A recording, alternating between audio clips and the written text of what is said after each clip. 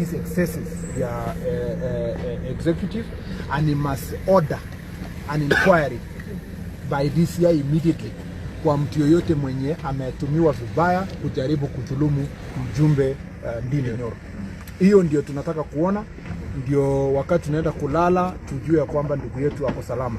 Na sasa hivi kama wakili, na nimeona mawakili wenzangu wengine pamoja na Ali Safa na Njenga alikuwa hapa, Kangata alikuwa hapa. Unaona tumesimama sisi wote kuhakikisha kwamba tunahakikisha Jubilee ile tulipigia kura na ile responsibility tuko nayo kama serikali ni kuhakikisha hakuna mtu atadhulumu bunge ama mwananchi yoyote. Na labda seneta, ili kuweka uhakika haya mambo yote kusemekana kwamba Nyoro atarestiwa, labda ni kisiasa ama kuna kweli wote? Hiyo ndio najaribu kutafuta kuhakikisha kwamba yameshikwa kwa sababu gani. Ile nominated MP anaitwa Amanda, na kwanza Kamanda huyu should be the one who is arrested, kwa sababu mtu anasimamia cohesion kwa bunge, lakini it's a paradox because yeye ndio anasimamia division. He is the chair of the cohesion committee, but he is perpetuating commission in division. Number two, he is nominated in parliament but does not meet all categories of nomination in parliament. He is not a woman. He is not a person with disability, unless it's a disability I don't know. Yeah? He is not from marginalized communities. He is not youth. So in the first place, he is in office under abuse of power. And then to make it worse, as a nominated member of parliament, he goes and achokoza a person. He is 8 years, na huyu ni grandchild yake wa 28 years. Is this really common sense? Hata kama hakuna serikali, tuseme tu ya ukweli. Mtu wewe uko 8 years, unaenda kuchokoza grandchild ya 28 years, alafu unaanza kutoka hapo unakimbia ati unaenda kutafuta polisi wamshike. It's bad manners. And I think these are the things that we are saying we must deal with them. We must ensure that this country moves forward. And we will be on this issue for as long as it takes until justice is served on everybody. And we will do this for our citizens. We also do this for every member of I wanted to, you asked the question as to whether we think this is political. Whether this is political. Yes, of course, it is all there for everybody to see. It is political. The arrests that have been occurring against members of parliament are calculated to frustrate, to intimidate, and to stop members of parliament that are seen to be supporting His Excellency Uhuru Kenyatta and Deputy President William Ruto. It is obvious that these people have a political agenda which follows the statement of the Right Honorable Raila Odinga that Tangatanga members of parliament will be crushed. That, for me, then speaks politics. Is it because we are also maybe questioning the legality of the BBI? Is it because whenever the Deputy President wants to visit the people who put this government, Jubilee government, in place, then they are seeing a lot of people coming out to receive His Excellency the Deputy President warmly, the same way they receive Uhuru Muigai Kenyatta. So it is politics, it is bad politics.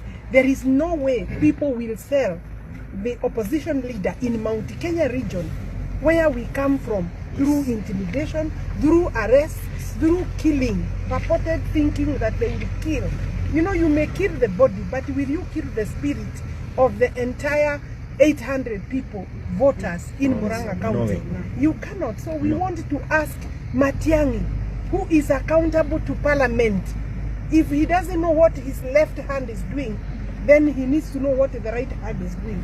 If he knows, he doesn't know how they are conducting the business of policing, then actually the right thing for Matiang'i to do is to resign, because the leader of these heinous activities is none other than the permanent secretary, the principal secretary, Ministry of Interior, Kibisho. Mr. Kibisho is the one who is doing all these things.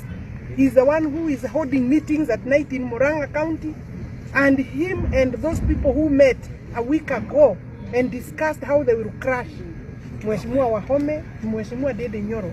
We know whose home they met. We know, in fact, we will be releasing more details as to those things. And so therefore, when they came here, they wanted to arrest Dedi Nyoro. At night, what does that tell Kenyans? There is no Kenyan unless you are dangerous terrorist, a threat to humanity, national security, not creating disturbance, if anything, that I saw in Muranga. Maybe that is the only crime they would say they want to suspect Dedi Nyoro. If Nyoro will reach the court, by the way, we shall bring private prosecution then of Kujiru Wambogo for what he did in Nyeri, where I was present. Yes. Creating disturbance in that place and bringing goons to disrupt our meeting in Nyeri, in Uamama meeting. Then of course they were in church today. The whole team of 19, we want to ask, who is this that is following? Because even Honorable Rahab Mukami, I am the one who dealt with her matter, because she was also being summoned pursuant to a statement that she made. Yani hapa Kenya tumefika pahali ya kwamba sisi hatutakuwa tunaongea. Wananchi kama mjumbe anafukuzwa hivi, Wakenya wajue tunarudi pale tulikuwa kabla hatujapata katiba mpya. The new freedom that we secured in our constitution and the Bill of Rights for that matter is actually under serious threat by some people within our government. And there is no way we will stop saying this is our government. There are strangers in this government, there are employees in this government. Incidentally, you know, Kenyans should also know that Kibicho wants the governor seat of Kirinyaga. That also Fred Matiang is said to be looking for another job somewhere in going forward for the general elections. So they should, everybody should actually do their business, but the people serving in the executive, have no business doing politics. Because if we then, because you know, we have even been told to go and do development, and we have agreed, but don't stop a politician from doing politics. Thank you. You asked a question, a direct question, whether there is politics involved. I want to say categorically, it is not about politics being involved in this matter. It is outright political persecution of those who support the deputy president, and this persecution is being perpetuated by none other than P.S. Kibisho. And I want to tell the IG Mutiambai, he was appointed to that office as an independent Inspector General of Police, and he must exercise his work as an independent constitutional office holder. If he fails to do that, then he can remove his uniform, give it to P.S. Kibisho, and P.S. Kibisho can decide also then to quit his position in the executive and put on that police uniform now to harass us and persecute us as politicians using the police force. Alternatively, he quits his job with C.S. Matiang'i, and they play the politics they want to play. But what we shall not allow is people who are appointed by President Uhuru Kenyatta, who we elected, because we never elected P.S. Kibisho or Matiang'i. We elected President Uhuru Kenyatta.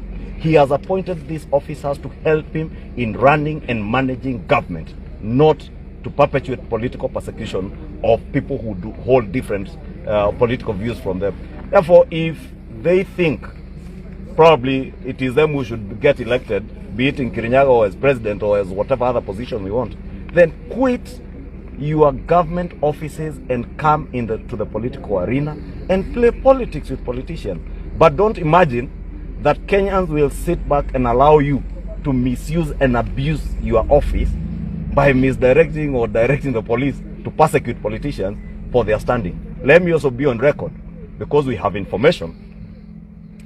The purported policemen who had been sent here tonight to arrest Dindi Nyoro and I don't know who else, we have information they wanted to take him to Kamukunji police station or Shauri Moyo police station. They had organized thugs that they had locked up in those police stations to either harm or injure or probably even eliminate Honorable Dindi Nyoro. And as Senator Murkomen has put it here, let IG Mutiambai know that he will be held personally liable for any transgressions or persecution of people on the basis of politics. Let him exercise his office as an independent IG. We vetted him in Parliament. We believed in him out of his credentials. We want to see him exercise those powers. We want to see the DPP continue with the good work he is doing of being an independent office holder and exercise his powers as an independent office. And for those who want to misuse their state offices, Kibisho and his group, let me just tell them, please try another one. We had been here in the Kanu days. Kenyans elected to have a new constitution in 2010 to be emancipated from this kind of rubbish and idiocy. And we will not take this kind of idiocy from Kibisho and his group. They can try something else. They may kill, they may harm as many of us as they want, but the spirit the Kenyan people have will live on. And they will not kill our spirit. We will not allow it. Kwisha. Sasa